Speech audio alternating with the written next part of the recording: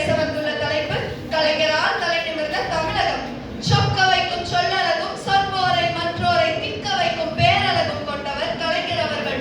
பொதிகை மலை காட்டுக்குள் பொருணை நதி ஊற்றுக்குள் இங்கிருக்கும் இளந்தமிழர் நெஞ்சம் கூற்றுக்குள் அவர் பிடித்த இடத்தை சொல்ல வார்த்தைகளே இல்லை. அப்பப்பா, கல் தோன்றி மண் தோன்றா காலத்திற்கு முன் தோன்றிய மூத்த கொடி எம் தமிழ் கொடி. எம் தமிழ் கொடியிற்காக அவர் ஆட்சிய பற்று ஏராளம் ஏராளம். தேரோடும் கனவுகளை தெருவோடு விட்டுவிட்டு போராட வந்த தலைவர் அவர்.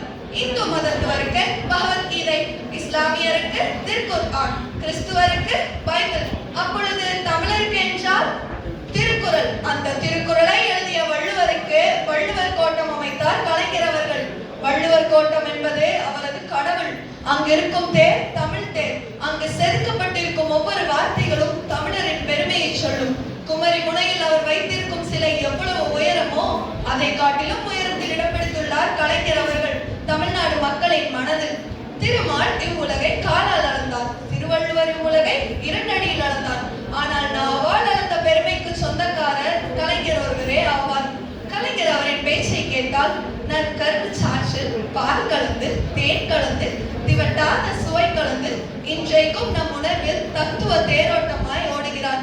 வாழ்க்கையை சிலிர்க்க வைக்கும் ஒற்றை வார்த்தை உடன்பிறப்பே என்ற ஒற்றை வார்த்தையின் பிதாமகன் அவர். கலைஞர் அவர்கள் 1924ஆம் ஆண்டு திருவாரூர் திருக்குவளை தந்த திருமகன். முத்துவேலன் அவரது தமிழ் மகன். அஞ்சுகா அம்மாளின் தலைமகன் ஆவார். பள்ளி மாணவனாக இருக்கும் பொழுதே தனது தமிழ் பணியை தொடங்கி இத்தமிழ் சமுதாயத்திற்கு அவர் ஆட்சியை பற்றி ஏராளம் ஏராளம். அது மட்டுமா, 1942ஆம் ஆண்டு முரசொலி என்ற பத்திரிகையை ஆரம்பித்து அநீதிக்கு எதிராக முரசறைந்தார். செம்மொழியான தமிழ் மொழியாம் என்ற இந்த பாடலை கேட்டவுடன் நம் அனைவருக்கும் மெய்சிலிர்த்து போகிவிடும். இந்த பாடலை இயற்றியது மட்டுமல்லாமல் தமிழருக்கு செம்மொழி என்ற அங்கீகாரத்தை வாங்கி தந்த பெருமையும் கலைஞர் ஒருவருக்கே சேரும்.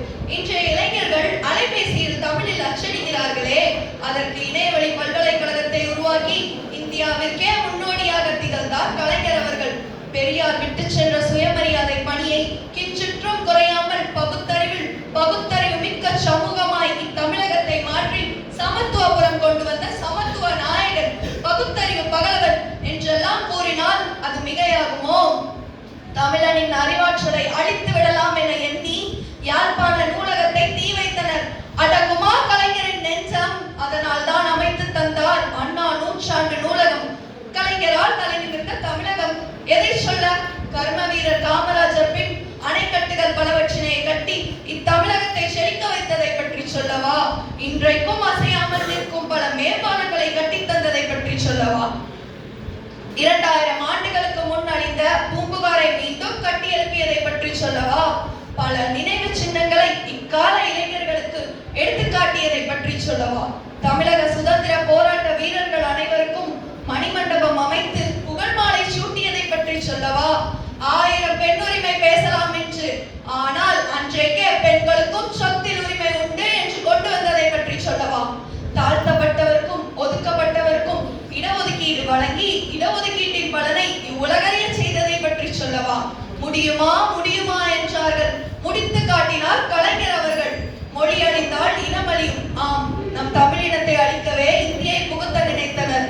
பாருங்கள், போருக்கு புறப்படுவோம், வந்திருக்கும் இந்தி பேயை விரட்டிடுவோம் என்று அவர் கூறிய வார்த்தைகள் ராஜாஜி சர்க்காரை அதிர வைத்தது. மாதா பிதா குரு தெய்வம் என்பார்கள்.